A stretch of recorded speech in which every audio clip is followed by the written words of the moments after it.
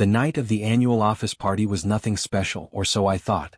I had prepared myself for the usual mix of small talk, forced laughter, and colleagues acting like they had no other life outside of work.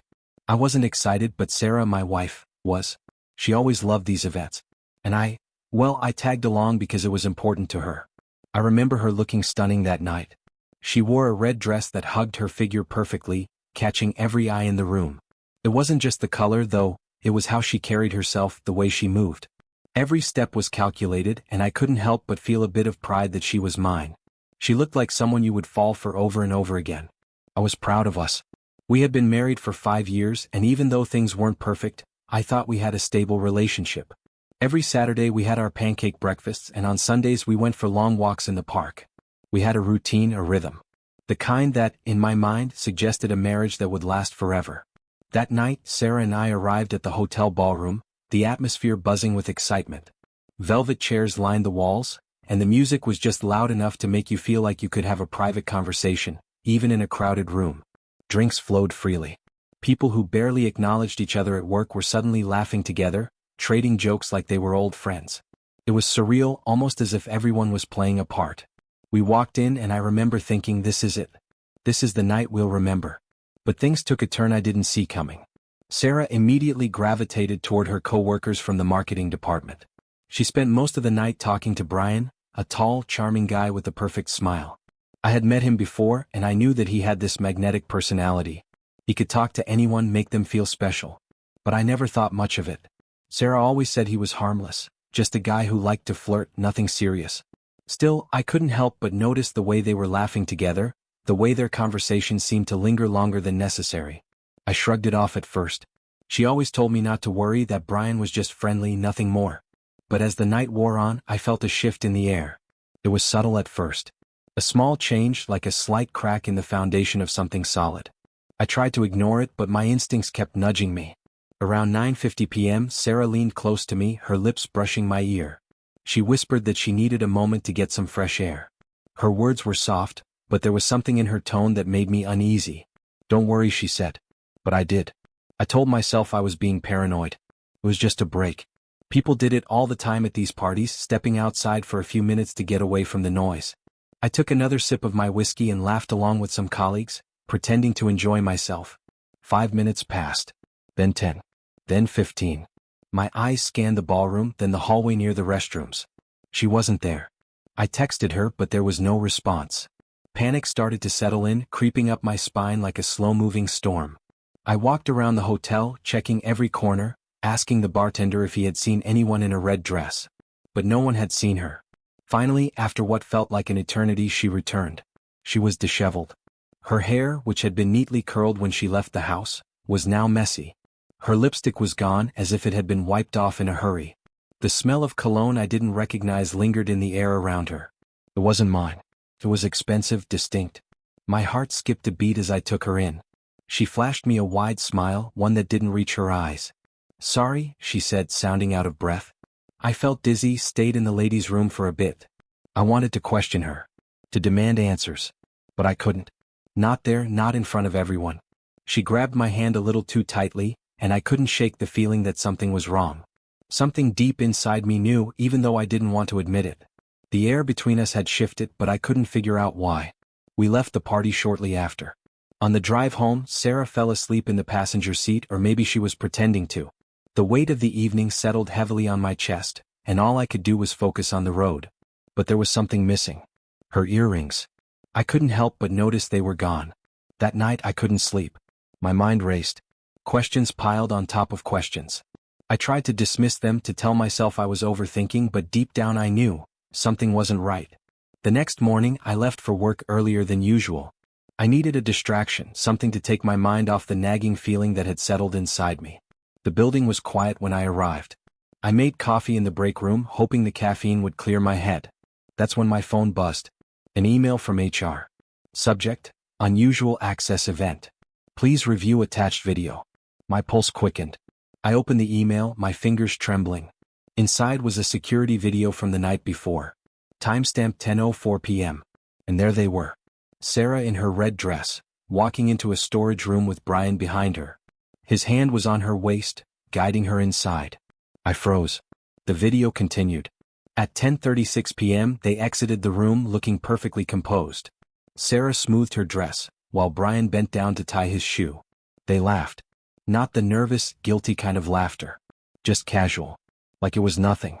I couldn't breathe. The coffee in my cup went cold as I stared at the screen, unable to tear my eyes away. I could have stormed home, confronted her right then and there, but I didn't. Instead, I saved the video, downloaded the logs, and copied everything to a drive. I didn't know what I was going to do yet, but I knew I needed to think. To be calm. That day I pretended to work. Sarah texted me sweet morning emojis, but I just stared at them, feeling a hollowness grow inside me. By the time I kissed her goodnight that evening, it was like kissing a stranger. She didn't notice. And neither did I. The days following the party felt like I was living in a fog. On the outside everything seemed normal. Sarah and I went about our routines, exchanged pleasantries, even joked occasionally. But beneath the surface I felt like I was drowning. The video. The access logs. The undeniable proof that my wife, the woman I had built my life with, was betraying me. The morning after I discovered the video, I made a choice. I wasn't going to confront Sarah yet. Anger, I knew, could cloud judgment. I had to stay composed. I had to plan my next steps carefully. The last thing I wanted was to make a mistake. So, I spent my day at work pretending to be the same Jason everyone knew. I smiled when people asked how the party was.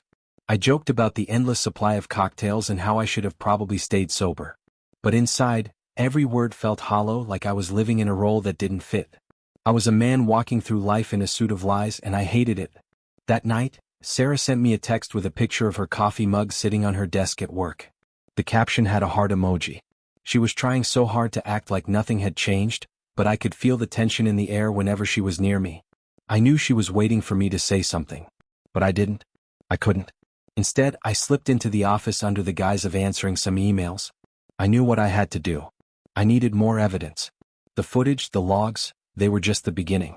Around lunchtime, I made my way to the security office. Sam, the older guard who had worked there for years, greeted me with his usual warm smile. I had spent late nights at the office, running numbers or finalizing reports, and Sam had always been a fixture of those quiet evenings.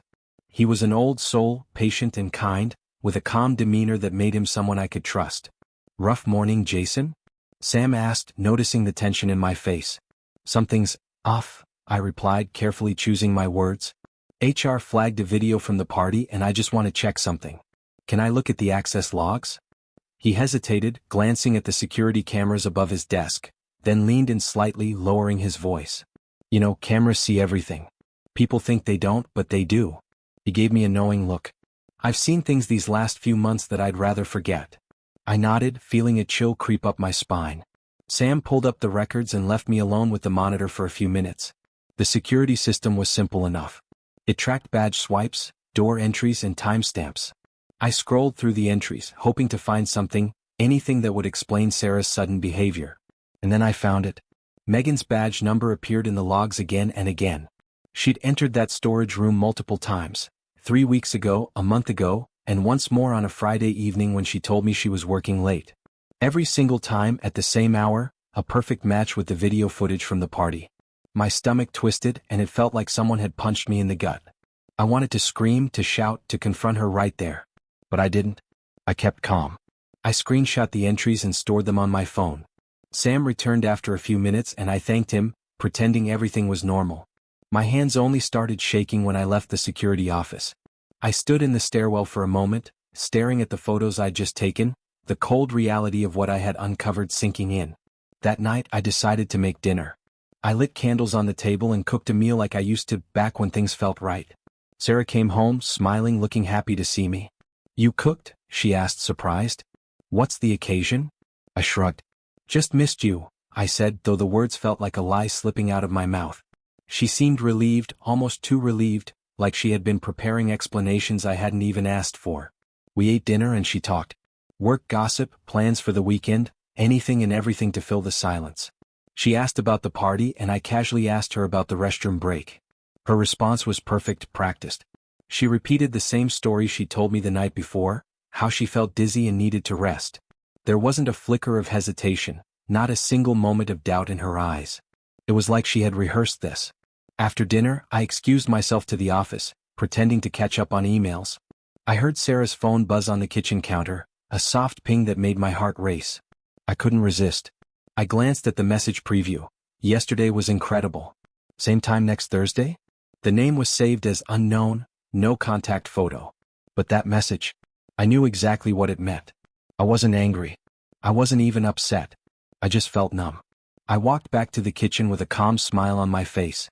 Sarah handed me a cup of tea and we sat in silence for a while. She curled into me later that night and I pretended to sleep. But I didn't. I just stared at the ceiling, the weight of everything I had learned pressing down on me like a heavy stone. The next morning I woke up early. The calmness I had tried to hold on to the day before was gone. I knew what I had to do. The truth was out there now, and it was only a matter of time before I confronted her. But I wasn't ready to act just yet. Not until I had everything in place. The following days were a blur of normalcy. At least on the surface, everything looked as it should. Sarah and I went through the motions, exchanging pleasantries, making small talk about work and weekend plans. She sent me sweet messages throughout the day, pictures of her coffee cup, little love hearts, emojis that masked the reality beneath. I pretended to be the man I used to be, the man who trusted his wife without question. But inside it was different. I was no longer that man. I had seen too much, learned too much, and now I was just waiting. Waiting for the right moment to reveal the truth I had gathered, the evidence that would shatter everything. That Saturday, Sarah suggested we meet up with some friends for brunch. She casually mentioned Brian and his girlfriend, as though nothing had changed, as if I didn't know what had been happening behind my back for the past several months. Her voice didn't waver and the smile on her face was wide, too wide. I knew she was trying to keep things normal, trying to pretend that everything was fine. But I wasn't fooled. I asked her, trying to keep my voice casual, what she thought of Brian. She rolled her eyes, laughing lightly, and said, "Oh, you know, he's harmless. Flirts with everyone." Her tone was so practiced, it sent a chill down my spine. I wondered if she had rehearsed that laugh in front of the mirror. By the time Sunday rolled around, I knew what I had to do. I couldn't let this go on any longer. I couldn't live in the lie anymore. I had all the evidence I needed, the video footage, the access logs, the messages. It was time for her to face the consequences of her actions. Monday morning arrived and with it my chance. I'd requested a meeting room earlier in the week, saying I needed it for the finance department's weekly stand-up. No one questioned it. I'd presented metrics before, so it wasn't unusual. But this time I wasn't going in to talk about numbers. As I walked through the office that morning, I felt strangely calm. The usual Monday morning sluggishness was in the air. People shuffled around with coffee cups, dragging their feet. I walked to the conference room, my hands in my pockets, the flash drive burning a hole in my coat. It was as though the weight of everything I knew was pressing against me, but I kept moving forward, each step more deliberate than the last. At 10 a.m. the meeting began. Sarah walked in first, followed by Brian. He was dressed too casually, his tie loose, his hair a little too messy. I tried not to look at him, but it was hard not to notice how comfortable he seemed, as if nothing had changed. As if everything was still the same. I sat there, waiting, my fingers brushing against the flash drive in my coat pocket. When everyone was settled, I plugged it into the conference room's computer. The screen flickered to life. I didn't say a word. I just clicked the file and hit play. The room grew silent as the grainy footage of the hallway appeared on the screen. It was timestamped 10:04 p.m. There on the screen was Sarah in her red dress, walking into the storage room. Brian followed her, his hands sliding to her waist, a gesture so intimate it left nothing to the imagination. They disappeared behind the door. The silence in the room was suffocating. I didn't need to say anything. The video spoke for itself. I fast-forwarded to 10:36 p.m. Sarah and Brian emerged from the storage room. She smoothed her dress, while Brian bent down to adjust his shoe. They laughed, laughter that sounded so casual, so carefree. Like nothing was wrong. Someone in the room whispered, "Holy." Dana, the HR rep, was sitting in the front row and her face turned pale as she watched. Brian's eyes widened, his neck flushed with panic. Sarah's hand shot to her mouth, her eyes instantly filling with horror. "Dan, please," she whispered, her voice shaking. But I didn't respond. I just opened the folder with the access logs and clicked again. The screen filled with dates, times, and locations. Saturdays, Fridays, late evenings, Megan's badge, and out. Same time every week. The entries from those nights, the nights she told me she was staying late at work, were now exposed. The air in the room became thick with tension. Sarah was trembling now, her palms flat on the table. Her face was pale, her breath ragged. Dana tried to speak but the words didn't come. The whole room was frozen. I looked at Sarah, my gaze steady. I didn't need to raise my voice, didn't need to shout. I said calmly, "You wrote the story. I'm just showing you the ending." Brian stood up abruptly, mumbling about needing to make a call. But Dana stopped him, raising her hand to halt him in his tracks. "Sit," she said, her voice firm. "We're handling this internally." I didn't look at Brian again. I just watched as Sarah was escorted out by HR. The room remained silent long after they left, and it wasn't an angry silence. It was something different, something almost respectful. I felt no satisfaction in the moment. There was no victory in seeing her exposed like that. It was just the truth. And the truth, no matter how painful, was the only thing that mattered now. As I left the room, someone patted my shoulder gently. It wasn't pity but understanding. I walked back to my desk, my mind numb. I wasn't angry. I wasn't even sad. I just felt empty. That evening, Sarah came home. Her eyes were red, her face streaked with tears. She tried to reach for me to explain, but I didn't want to hear it. I handed her an envelope. Divorce papers.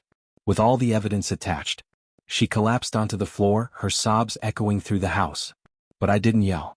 I didn't raise my voice. I just stood there watching her break. And for the first time I realized something. I didn't need her anymore. The days after I handed Sarah the divorce papers were the hardest. Not because of the emotional toll, it was because I knew that everything was about to change. The reality of it all was sinking in. I had spent years with this woman, believing she was the person I would grow old with. Now I was about to let go of everything we built. Sarah didn't sign the papers that night. She cried for hours, sitting on the kitchen floor, her back against the cabinets like a broken doll. She whispered promises between sobs, swearing she'd end things with Brian, that she loved only me. She begged me not to do this. But I couldn't listen. The trust had been shattered. The foundation that once held us together was cracked beyond repair. I didn't yell. I didn't fight with her. I just let her cry. The next morning things were quieter. Sarah moved around the house like she was underwater, distant and unsure of herself. She made coffee for two but only one cup was touched. She didn't ask about the papers again. It was as though the weight of what had happened was finally settling in for her. Over the next few days she tried to win me back. She cooked dinners like she used to, left little notes on the fridge reminding me of our good times. She suggested therapy. She suggested we travel, take a break, reset. But nothing she did could fix what had been broken. Betrayal doesn't just disappear. It rewrites your history, making every memory feel like a lie. And that's what Sarah had done to me. She had stolen our past and replaced it with something I couldn't unsee. HR had suspended both Sarah and Brian during the investigation. The word had gotten out in the office. People looked at me differently. Not with pity but with something more akin to respect. I didn't care what they thought of me. It didn't matter anymore. I had lived the lie, but now the truth was in the open. And that was enough. A week later, Sarah came to my office. She was still crying, her eyes red and swollen. She asked me to step outside, her voice trembling.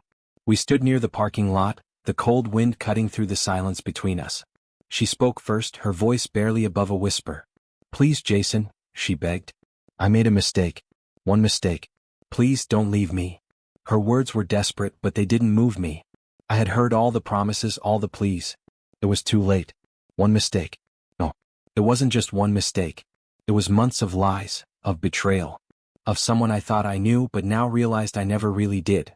She didn't apologize for what she had done. She apologized for getting caught. That was the truth of it. She wasn't sorry for the pain she caused me, she was sorry she got exposed. I told her I was filing the papers officially on Monday. I told her she could sign them now or later, but it didn't matter to me. She broke then. Really broke. It wasn't pretty crying, the kind you see in movies. It wasn't neat or dignified. It was raw. Her shoulders shook with each sob, her breath coming in ragged gasps, like she couldn't breathe properly anymore. I saw the woman I had once loved crumble before me, and for the first time I felt nothing. Nothing but relief. She signed the papers that afternoon. Not out of understanding but out of defeat. The divorce took 6 weeks. With video proof and access logs, the process was swift and clean. We had no children to worry about, and that, at least, was a blessing. I kept the condo. The car. We shared most of our savings. She walked away with a suitcase in her maiden name. I thought seeing her leave would hurt. I thought I would feel something, anger, sorrow, relief. But I didn't. It felt like removing a stone from my shoe after walking miles, pretending the pain was normal. It was a relief not because I hated her but because I had let go of the life I thought I was supposed to have. And that was enough. Brian resigned before HR could fire him. The rumors spread quickly and everyone knew. The office didn't look at me with pity anymore, it looked at me with understanding. Scandals have a way of doing that, they become the talk of the town. They define people but they also fade away quickly. Sarah withdrew from everyone. Her friends vanished as they always do when shame walks in. She moved into a cheaper apartment across town, took a part-time retail job, and applied for marketing roles elsewhere. Companies Googled her name and found the headlines. They didn't call her in for interviews. I didn't feel sorry for her. Not anymore. Months passed. Winter melted into spring. Life moved on slowly but it moved. I grew a beard, something Sarah always hated, and I learned to cook for one. I bought plants and somehow I managed to keep them alive. I ran in the mornings until the pavement under my feet felt like therapy.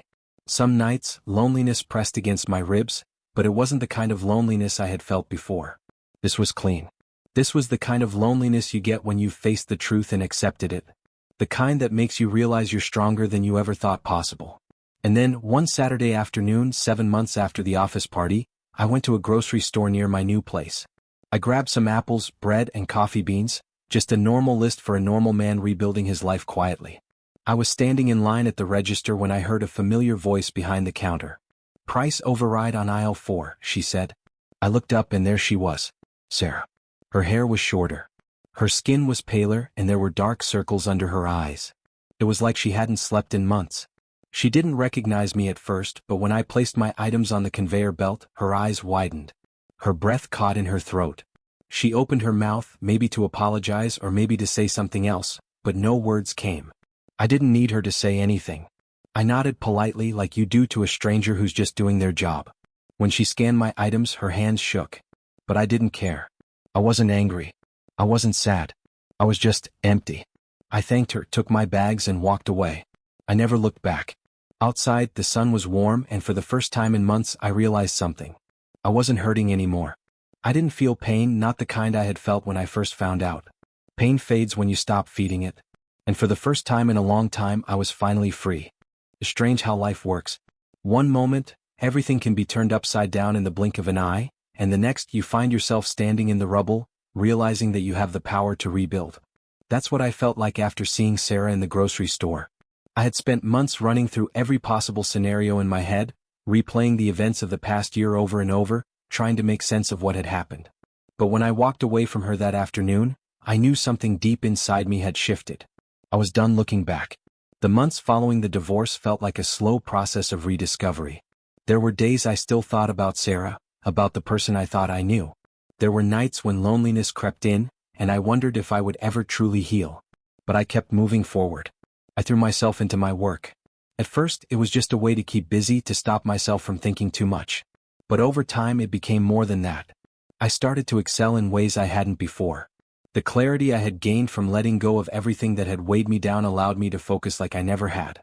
My career started taking off, and the satisfaction I found in that success began to replace the void that had once been filled with pain. I found peace in the little things.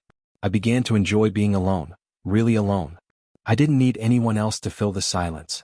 I learned to cook meals for myself. I bought a few plants and made sure to care for them, something I never thought I'd do. I even started running every morning. The routine became a form of therapy, a way to clear my mind and reset before the day started. With every run, with every step, I felt like I was leaving a little more of the past behind. But the best part was the freedom. I hadn't realized how much I had been holding on to until it was all gone. No more pretending. No more lies. No more daily weight on my chest. I was free to be who I wanted to be, without the baggage of a broken relationship dragging me down. And for the first time in a long time, I felt alive again. It wasn't always easy. Some days, I missed the idea of what my life could have been. I missed the connection I once shared with Sarah, even if it was built on false pretenses. But I knew now that I didn't need to carry that version of me forward. I had learned something invaluable in the process, that my worth wasn't tied to anyone else's actions. Then one evening about a year after the divorce, I was invited to a friend's birthday dinner. I almost turned it down. Social situations still made me uneasy. I wasn't used to being around people, not after everything that had happened. But something told me I should go, that I wasn't going to get anywhere if I kept hiding. I showed up at the party, my usual hesitation in tow. But as soon as I walked in, something changed. The room was filled with laughter, music, and familiar faces. I was no longer the guy defined by his failed marriage. I was Jason, the man who had been through the storm and come out the other side stronger. It was at that party where I met her. Her name was Emma. She was kind, easy to talk to, and had a way of listening that made me feel seen. We talked for hours, discussing everything from our favorite books to what we both wanted in life. There was no pressure, no expectations. Just two people connecting on a genuine level. I didn't see it coming, but as the night wore on, I realized I felt something I hadn't felt in a long time. Oh. We exchanged numbers before the evening ended, and over the next few weeks, we kept in touch. Our conversations were effortless, and it wasn't long before we made plans to see each other again. I knew it was early. I knew I was still healing, still carrying some emotional scars from my marriage to Sarah.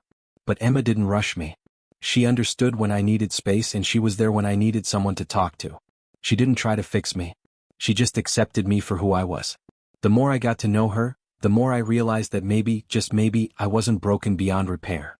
That there was still love to be found in this world, even after betrayal. That I could trust again, that I could open my heart without fear. But it wasn't until one quiet evening, months into our relationship, that I fully understood just how far I had come. We were sitting on the couch together, our feet tucked up under blankets, watching an old movie. Emma was talking about her day and I was listening, really listening, something I hadn't done in a long time. It was then I realized that I had finally let go of the past. I had let go of Sarah. Of the betrayal. Of the pain. And for the first time in a long time, I was genuinely happy. Not because of someone else, but because I had found peace within myself. I had rebuilt my life from the ashes, and it was mine to live as I saw fit. I didn't need to be defined by what happened to me. I was Jason, and I was moving forward, one step at a time. And for the first time in years, I felt like I was exactly where I was meant to be. As the months passed, I found myself embracing this new chapter of my life more than I ever expected. The early days of healing had been tumultuous, filled with days of confusion, anger, and heartache. But now it was different. I had learned to be content with who I was, to accept the flaws in my past without letting them define me. Emma had become more than just a distraction. She was someone I could talk to about anything. She had this ability to make me feel seen, to listen without judgment. With her, I didn't feel like I had to be perfect. She didn't expect me to be the man I used to be. She let me be myself, the real me. It wasn't just about her. It was about me. I was finally becoming the man I had wanted to be before all the pain and confusion of my marriage took over my life. For the first time in years, I wasn't carrying someone else's baggage. I was living for myself, and that was the most liberating feeling of all. There were still moments when the past crept in, but they no longer had the power to control me. I would have flashes of memory, Sarah's smile, our trips together, the life we built, but those thoughts no longer hurt. They didn't feel like wounds that would never heal. They were just memories, and memories fade with time. One evening, Emma and I decided to take a weekend trip to the mountains. It was a spontaneous decision, the kind of thing I never would have done in the past. But with Emma it felt right. We spent the weekend hiking, cooking meals by the fire, and talking about everything and nothing. It was simple, but it was everything I had been missing. By the end of the trip, as we sat on a cliff, watching the sun dip below the horizon, I realized how far I had come. A year ago, I was lost in the aftermath of betrayal. I couldn't see past the hurt, the betrayal that had consumed me. Now, I was here, on a mountain with someone who cared for me, and I wasn't haunted by the past. I was free. As I looked at Emma, I knew that this was real. There was no pressure, no expectation. We were just two people who had found something worth holding on to. Something pure. We didn't talk about the future. We didn't need to. We were living in the present, and that was enough for now. But deep down, I knew that I had learned the most important lesson of all. True peace comes from within. It doesn't come from fixing someone else or waiting for them to change. It comes from letting go of the past, accepting what's happened, and moving forward with grace and strength. As we made our way back down the mountain, I couldn't help but smile. I had made it through the storm. I had come out the other side. And now I was living the life I had always dreamed of, one where I wasn't defined by my past, but by the man I chose to be. And in that moment, I felt truly at peace. As the months continued to unfold, I found myself in a strange place, one where the past and future seemed to blur into each other, like a painting half finished. There were still days when the weight of everything that had happened would catch me off guard. A sudden memory of Sarah would drift in, uninvited, and for a brief moment, I would feel that old bitterness rise in my chest. But it was fleeting. I had learned to let it pass like a cloud that eventually drifts away. Life with Emma felt effortless and I began to trust again, not just her but myself. I could see now how much I had changed, how much I had grown. And it wasn't just because of Emma. It was because of the journey I had taken, the pain I had endured, and the lessons I had learned along the way. We had a rhythm now. We spent weekends hiking, cooking, or just spending quiet evenings at home. It wasn't always grand or exciting, but it was enough. It felt like enough. One evening, as we sat together on the couch, watching the rain tap against the windows, Emma turned to me with a soft smile. "You know, I think we've built something pretty special here," she said, her eyes warm. I looked at her, feeling the truth of her words settle in. I wasn't the man I once was, but I wasn't the broken person I had been either. I had rebuilt myself piece by piece, and in doing so I had built something with Emma. Something real. "I think we have too," I replied. I didn't need to say more. We both understood what we meant. It was in these moments, when the world felt still and calm, that I realized how much I had been missing.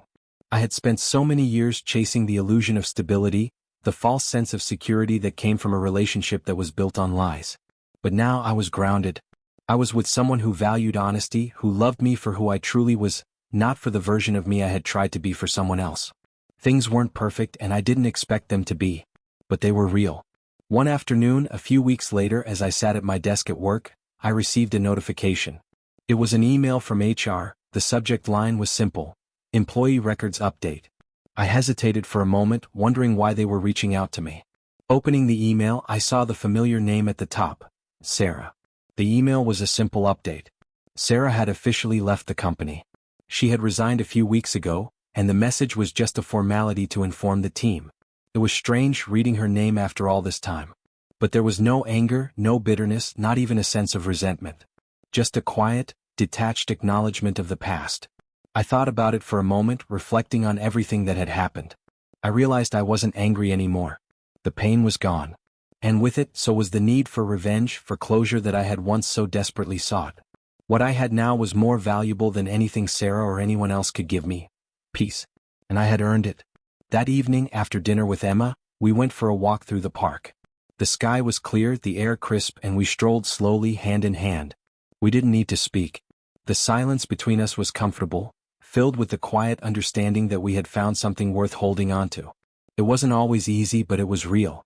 We were building a life together, one that was grounded in trust, respect, and honesty. And in that moment, I realized that the path I had walked had led me exactly where I was meant to be. No, it wasn't the life I had originally envisioned. It was better. It was mine. And that was enough. I didn't know where life would take us next, but for the first time in a long time, I was content with not knowing. The future was an unwritten path and I was ready to walk it, one step at a time, with no fear, no regrets. Just the quiet peace of knowing that I had finally found my way. As the seasons shifted, so did my life. The years that followed felt like a slow unraveling of the person I had once been, but in the best way possible. It wasn't like I had to forget who I was, or erase the pain and the mistakes. It was more about accepting those parts of me, forgiving myself, and letting go. With Emma by my side, I had discovered something beautiful. Something pure. We had become more than just a couple. We had become partners in every sense of the word. There was a balance between us, a quiet understanding that allowed us to move through life with ease. Every conversation felt like it had depth. We talked about everything: our dreams, our fears, the things we had left behind, and the things we hoped to find in the future. But never once did we rush forward, as though we were trying to chase down some perfect, predetermined destiny. We were both in it for the journey, wherever it led us. I had learned, in these years of rediscovery, that peace wasn't something you could force. It came on its own, when you least expected it, like a moment of clarity in a world filled with noise. Life wasn't about getting everything right, it was about learning to live with the mistakes, to grow, and to accept that not everything needed to be fixed. One afternoon, after a long day at work, Emma and I sat down for dinner. It was a routine I had come to love: the simplicity of being together, the calmness of a shared meal. We were talking about our plans for the weekend when the phone rang. I wasn't expecting any calls, but when I saw the name on the screen, I felt my heart skip a beat. It was a call from my old friend, Mark, the one who had been a coworker and a confidant back when things were still normal. I hadn't spoken to him in over a year, not since the aftermath of everything that happened with Sarah. Our friendship had been a casualty of that mess, just like everything else. He had stayed out of it, which I appreciated, but I had distanced myself from anyone who still had ties to her. I hesitated for a moment before answering. Hey Jason. It's been a while. Mark's voice came through the receiver, warm and casual as always. How have you been? Good, I replied, my tone steady. Really good. Life's good. Mark chuckled as if he knew exactly what I meant. I'm glad to hear that. Listen, I know it's been a long time, but I was wondering if you might want to meet up sometime. Maybe grab a drink, catch up? I thought about it for a moment. I hadn't really thought much about reconnecting with people from the past. It was easier to move on, to keep things simple. But hearing Mark's voice reminded me of the person I used to be, before everything fell apart. It made me realize that, despite the painful chapters, I had come a long way. And maybe, just maybe, it was time to let go of the last few remnants of the past that I was still holding on to. Yeah, I'd like that, I said, surprising myself. Let's set something up. We agreed to meet the following weekend. As I hung up, I looked over at Emma, who had been watching me closely. You're thinking about seeing Mark? She asked, her voice soft but curious. I nodded. Yeah. Feels like the right time. I've been holding on to the past for too long. I think I'm finally ready to let go of it, even the parts of me that still feel like they're tied to it. Emma smiled gently, her eyes filled with understanding. She knew what I meant. I think it's a great idea, she said. You've come a long way, Jason. And sometimes reconnecting with the past is part of healing, not a step backward. I took her hand, feeling the warmth of her touch. Thanks for being here, I said quietly. I don't think I could have gotten this far without you. You're stronger than you think, she replied. You've always been. The next weekend, I met Mark at a bar downtown, a place we used to go after work when we still had that sense of camaraderie. The same familiar hum of voices and clinking glasses greeted me as I walked in. Mark was already there, sitting at a table near the window. His face had aged just like mine, but there was still that same easy smile, that friendly energy I remembered. We exchanged hellos and caught up on the basics, work, life, the usual stuff. But eventually the conversation drifted to more personal matters. I heard about everything, Mark said, his voice softer now. About you and Sarah. I just want you to know that I'm sorry you went through all that. I could tell he meant it. But I wasn't angry anymore. I had moved on from that. It's been a long time, I said, my voice calm. And honestly, I've forgiven her. Took a while, but I had to. For my own peace. Mark nodded, his eyes reflecting a mix of sympathy and understanding. That's good, man. I think that's the best thing you can do. Not for her, but for yourself. We talked for a while longer about everything and nothing. It felt good to reconnect, to remind myself that I wasn't defined by the past. I had learned to forgive, not just Sarah but myself. And now, I was free to move forward without the weight of old wounds holding me back. As the night wore on and we finished our drinks, I realized that this meeting with Mark wasn't just about catching up. It was about closure. Not in the way I thought I would get it, but in the way I needed. I didn't need to hold on to the past anymore. I could let it go. And in doing so, I was ready for whatever the future had to offer. As I walked back to my car that evening, the city lights glowing softly around me, I felt a sense of calm that had eluded me for so long. The last chapter had been written, and it was time to turn the page. I wasn't sure what the future would bring, but for the first time I was ready to face it, knowing I had the strength to make it my own. The weeks that followed my meeting with Mark felt like a gentle breeze, cool but steady, carrying me forward without resistance. There was no sudden revelation, no dramatic shift, just the slow, continuous evolution of a life that had once seemed broken beyond repair. And yet, here I was, walking a new path with confidence, no longer weighed down by the past. Emma and I had become a well-oiled routine, but not in a way that felt mundane. There was still excitement in the small moments, cooking dinner together, talking late into the night about everything and nothing, sharing our quiet mornings before the world outside demanded our attention. It was simple, but it was real, and for that I was grateful. And then, one evening as we sat on the couch after dinner, she turned to me with a thoughtful expression on her face. You know, Emma said, her voice soft, I've been thinking a lot about the future lately. About us. I looked at her, curious. We'd never rushed into anything. Our relationship had unfolded naturally, with no pressure. But I sensed something deeper in her words. Go on, I said, setting my drink down and turning my attention to her fully. She took a deep breath, her eyes meeting mine. I know we've both been through a lot, and I know it's only been a few years. But I just feel certain about this. About us. I want to build something with you. I want to see where this goes without looking back. Do you feel the same way? Her words hung in the air for a moment, and I realized how much she had already become a part of me. How far we had come in such a short time. There was no doubt in my mind. No hesitation. I do, I said, my voice steady. I've never been more sure of anything. Whatever this is, it's right. Feels right. And I want to keep going. With you. Emma smiled, a warmth that reached her eyes. She took my hand, intertwining her fingers with mine. I'm glad, she said, squeezing my hand gently. Because I'm ready. I'm ready for all of it. For the first time, I realized that everything had led me here, to this moment of quiet assurance. I didn't need to chase happiness. I didn't need to force it. It had found me slowly but surely, in a woman who cared for me without trying to fix me. In a life that, while imperfect, was real and full of promise. The next morning we woke up early and went for a walk in the park, just as we had done countless times before. The sun was still low in the sky, casting long shadows across the grass. We walked in comfortable silence, enjoying the peacefulness of the early hour. But today felt different. There was an unspoken understanding between us, a sense of unity that we hadn't quite verbalized until last night.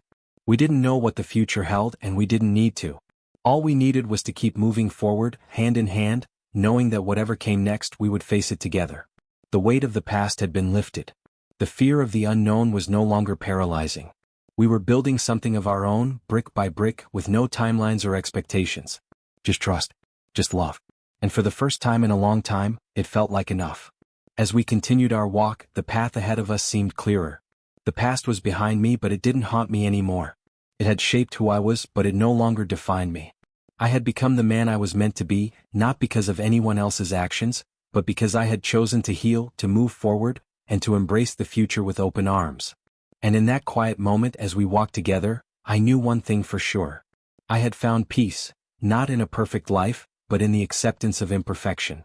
And with that peace came the strength to face whatever the future had in store. It's strange how life can feel like it's falling apart, and then, just when you least expect it, the pieces start to fit together. That's how I felt in the months that followed. Everything, in a way, was different, better even, but it wasn't all at once. It was in the small moments, the quiet ones, the things I had almost forgotten to appreciate. Emma and I continued to build our life together, but it wasn't just about our relationship. It was about me too. About who I had become and who I was still becoming. The man who had once been broken and defined by betrayal was slowly being replaced with someone I could be proud of. And that was a feeling I couldn't quite put into words. There were still days when the past tried to resurface. A song on the radio, a particular restaurant, a piece of clothing I used to wear, these small triggers would bring memories flashing back. But it didn't hurt anymore. I had learned that healing wasn't about erasing those memories, but rather about finding peace with them. They didn't control me anymore. One weekend, Emma and I took a spontaneous trip to the coast. We rented a small cabin by the ocean, far from the noise of the city. The sound of the waves crashing against the shore was a balm for my soul. We spent our days hiking, reading, and sitting on the beach, watching the horizon stretch out before us. It was perfect in its simplicity, and as I watched Emma sitting beside me, I realized how far I had come. From the man who felt like he was drowning in the aftermath of betrayal, to this moment of calm, of true contentment.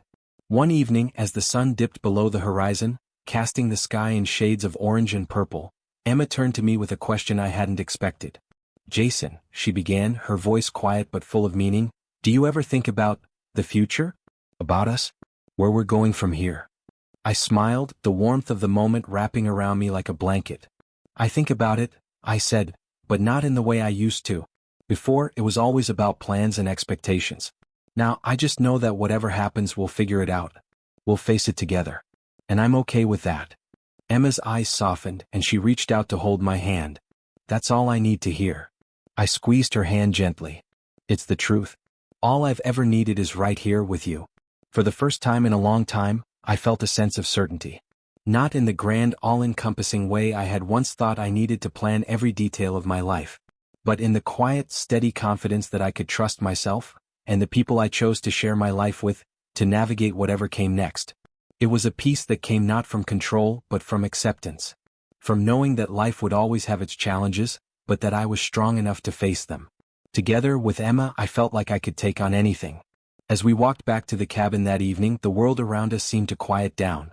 The air was cool, the sky darkening with the first stars of the night. We didn't say anything as we walked, but there was no need. I felt a quiet satisfaction in just being there, in this life we had created, in this new beginning that we were still writing. The future was unknown, but for the first time in my life I was okay with that. It didn't need to be perfect. It just needed to be ours. And that was enough. Back in the cabin, as we sat together, sipping tea and watching the fire flicker in the hearth, I realized that the greatest gift I had given myself wasn't a new relationship or a new life. It was the ability to let go. To let go of the past, of the hurt, of the expectations. To live without the weight of old scars. It wasn't a perfect journey, but it was mine. And that, in itself, felt like the beginning of everything. It's funny how life, despite all its twists and turns, still manages to surprise you. I thought that the hardest part was behind me, the betrayal, the heartbreak, the rebuilding. But as Emma and I sat there in that cozy cabin, the fire casting shadows on the walls, I realized that healing didn't have a clear endpoint. It wasn't a destination, but a process that kept unfolding layer by layer as I grew. I had thought I was done with my past. I had thought that I'd already done all the work I needed to do. But as the days passed, I began to see something I hadn't noticed before. Even after the worst was over, there were still parts of me that were holding on, still bits of fear and doubt lurking in the corners, waiting for the right moment to make themselves known. It wasn't anything huge. No overwhelming moments of panic or anger. It was the small, subtle things. The little fears that would pop up when I least expected them, like when Emma would leave the room and for a split second I'd feel a wave of anxiety. Or when things were too quiet, and I'd wonder if I was still deserving of this happiness. These fears weren't as loud as they once were, but they were still there. And I knew that I had to face them, just like I had faced everything else. It was in that quiet realization that I understood something important. The journey of healing wasn't linear. It wasn't something you could just check off a list. There would always be moments where the past tried to creep back in. But with Emma by my side, I had learned that I could stand strong, even in those moments. I had learned that I didn't have to run from my past anymore. I could face it, look it in the eye and say, I've moved on. We left the cabin a few days later, the ocean breeze still fresh in our minds. Emma and I were quiet on the drive back, but the kind of quiet that felt comfortable. It wasn't uncomfortable silence, it was the kind of peace that comes with knowing that you're no longer running from anything. There was no unfinished business between us. No lingering doubts. And yet, I couldn't help but reflect on how much had changed in such a short period of time. A year ago, I was still grieving the loss of my marriage. I was still wrestling with the aftermath of Sarah's betrayal. I was still trying to figure out who I was without the person I had once called my partner. Now, I wasn't just surviving, I was thriving. I was living with a sense of purpose, and I had learned to trust again, not just Emma but myself. I had forgiven the man I was, and in doing so, I had found the strength to become the man I wanted to be. As we arrived home and unloaded the car, Emma turned to me, her eyes full of warmth and affection. I'm really proud of you, you know, she said, her voice steady and sincere. I looked at her, surprised by the honesty in her tone. Proud of me? For what? For everything, she said, smiling. For facing everything head-on. For letting go when it wasn't easy. For loving me the way you do. You've come so far, Jason. I stood there for a moment, the weight of her words sinking in. I hadn't realized how much I had changed, how much I had grown. But I was starting to see it now. It wasn't just about the relationship we were building, it was about me becoming the person I was always meant to be. I don't know if I could have done it without you, I admitted, my voice quieter now. I don't think I could have. You've been my anchor. Her smile softened and she reached out to take my hand. And you've been mine. It wasn't a grand statement. It wasn't something we needed to say all the time. But in that moment, I realized that the strength in our relationship came from the shared understanding that we were both rebuilding our lives. Not just together, but as individuals who had faced our demons and come out the other side stronger. The next few weeks were calm in the best way possible. We settled back into our routine, work, meals together, quiet nights on the couch. But there was an unspoken shift. We were both different now. Not just because of what we had experienced, but because we had chosen to grow, to heal, and to love without conditions. We talked about the future, but not in the way I had once expected. There was no pressure to make plans. No need to map out the next few years. We were content to just be in the present, knowing that the future would unfold on its own, and we would be ready for it when it came. One evening, as we were preparing dinner together, I couldn't help but feel an overwhelming sense of gratitude for everything that had brought me here. The pain, the loss, the lessons. I was no longer the man I had been when I first found out about Sarah's betrayal. I had shed that skin just like I had shed the weight of anger and resentment. I had found peace, and it was more beautiful than anything I could have imagined. I've been thinking about something, Emma said, breaking me out of my thoughts. "What's that?" I asked, looking up from the stove. She hesitated for a moment before speaking, her voice gentle but confident. "I think I'm ready to take the next step. I want us to move forward together, whatever that looks like. I want to start building a home, a life. Not just the two of us, but everything that comes with it. A future." I smiled, feeling my heart swell. "I'm ready for that too," I said. "I think I've been ready for a while now. It's just taken me this long to realize it." And as we stood there in the warmth of our kitchen, the future seemed more inviting than it had ever been. We didn't need all the answers. We didn't need to know everything about what was to come. All we needed was to keep moving forward together. And that was enough. The next few months passed like pages turning in a book, one after another, unfolding a story I never could have predicted. Life had found its rhythm, a steady beat that kept us grounded but still allowed for moments of joy and spontaneity. Emma and I had settled into a new phase of our relationship, one that felt natural and unhurried. There were no expectations to meet, no timelines to follow. We simply lived, and in doing so, we built something deeper than either of us had anticipated. As the months went by, the idea of home started to take on new meaning. We talked about buying a place together, but not as some sort of grand declaration of the future. It wasn't about checking a box. It was about building something from the ground up, a space that felt like ours, a place where we could truly grow. We started looking at apartments, nothing too fancy, just something with enough room to breathe, to make memories. The idea of creating a life in a physical space was a beautiful one, and it felt like a fitting step for both of us. One weekend, after a particularly long week at work, Emma suggested we take a trip to the countryside. A break from the city, a chance to recharge. At first, I was hesitant, another weekend away? But something about her suggestion felt right. It was a time to pause, to reflect, and maybe even to see things from a different perspective. We drove out early Saturday morning, leaving the city behind us. The roads grew quieter as we got further from the hustle and bustle. The air felt fresher, the sky bluer, and for the first time in a while, I felt like I could breathe more deeply.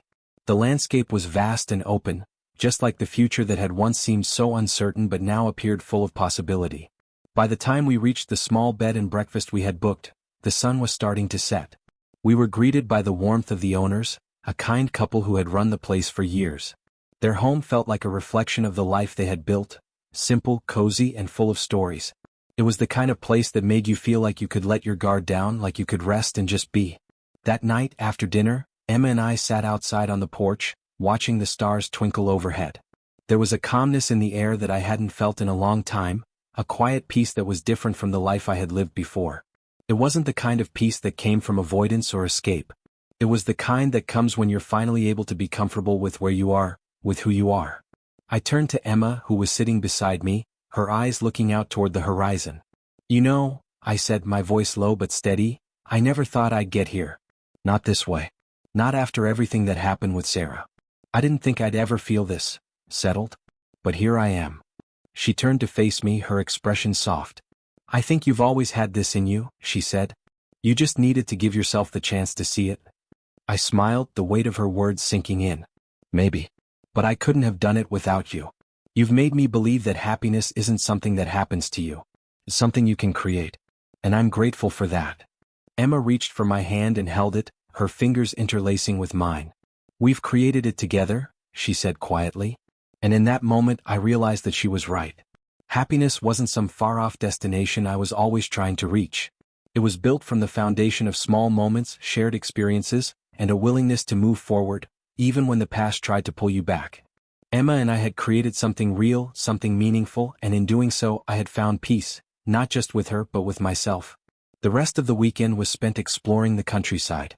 We took long walks through the fields, talked about our dreams, and spent hours just being in each other's company. There were no grand gestures, no huge revelations. Just the simple, steady connection that had grown between us. On the drive back to the city, I felt lighter than I had in a long time. It wasn't that life was perfect. No, there would always be challenges ahead. But I had come to understand that perfection wasn't the point. The point was being present. It was about showing up for the life you wanted, no matter what had happened in the past. When we arrived back at our apartment, the familiar sights of the city felt different. I looked at the space we had made together, our little home, and realized that it was everything I needed. Not because it was grand, but because it was ours. It was the place where I could rest, where I could continue to heal, and where I could build the future Emma and I had started together. As I unpacked the bags, I caught a glimpse of the life we were creating. There would be more trips, more quiet moments, and plenty of challenges. But no matter what came our way, I knew one thing for sure. I was no longer the man who had been broken. I was the man who had found his way back, who had found peace within himself, and who was ready to face whatever came next. And with Emma by my side, I knew we would continue building this life, one day at a time.